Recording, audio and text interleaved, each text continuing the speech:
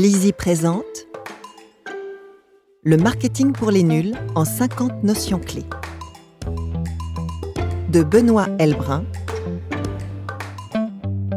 lu par Odile Cohen, avec la participation de François Hatt.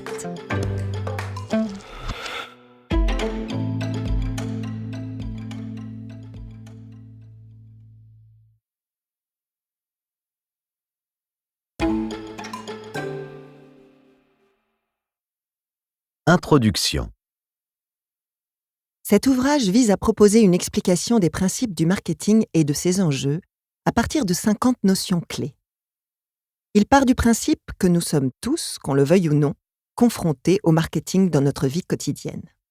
Est-il utile de rappeler qu'il n'est plus possible aujourd'hui de faire 50 mètres dans le moindre espace urbain sans croiser un logo Nike, un distributeur de Coca-Cola ou un McDonald's ? 95% des Américains vivent à moins de 5 minutes d'un McDonald's, 73% à moins de 3 minutes, et que nous sommes soumis à plus de 3000 messages de nature publicitaire par jour. Or, le marketing est mal compris. Souvent dénigré ou réduit à ses versants les plus visibles et les plus spectaculaires que sont la publicité, les marques ou les études de marché, il est pourtant bien plus que cela. Cet ouvrage tâche de concilier deux approches complémentaires.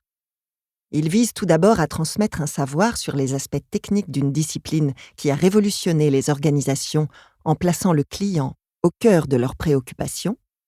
Il tâche également d'aiguiser la conscience et la réflexion du consommateur que nous sommes tous, que nous le voulions ou pas.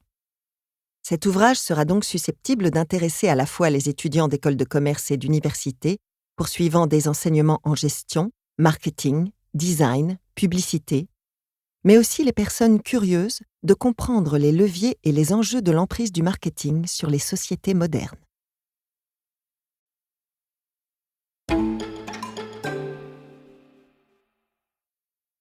Notion 1. Attitude.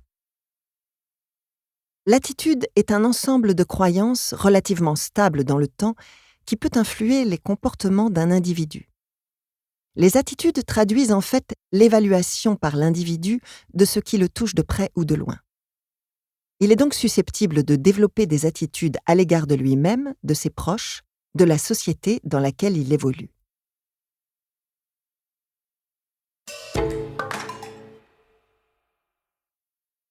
Les 3 dimensions de l'attitude.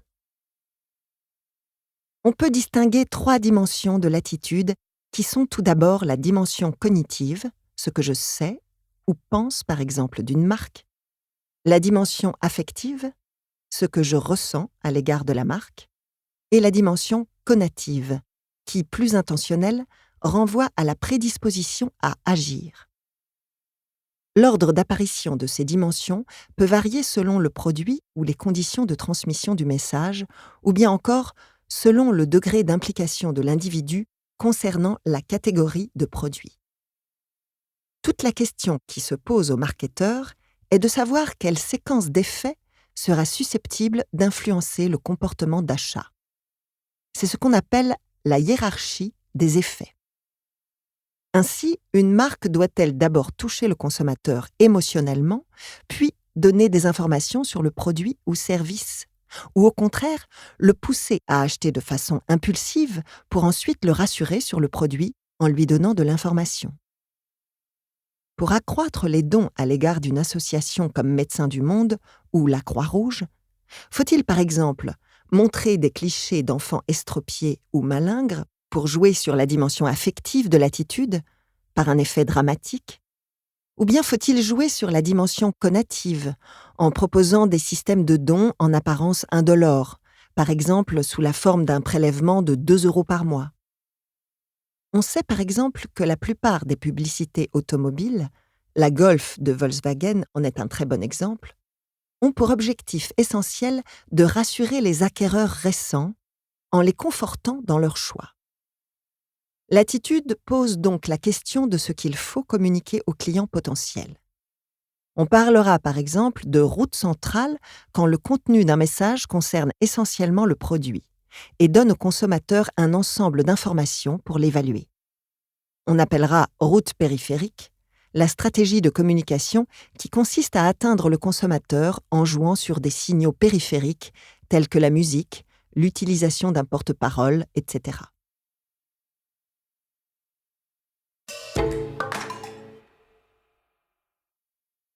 L'attitude conditionne-t-elle le comportement?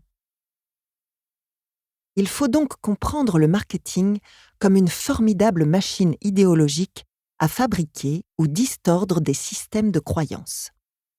Néanmoins, plusieurs questions se posent.